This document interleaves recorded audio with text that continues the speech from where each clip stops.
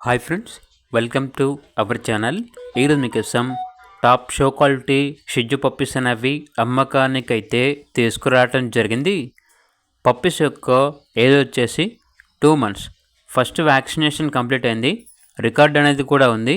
అంతేకాకుండా ఈ పప్పీస్ వచ్చేసి చాలా యాక్టివ్గా ఉంటాయి, ఎటువంటి హెల్త్ ప్రాబ్లమ్స్ అనేవి ఏమీ లేవు.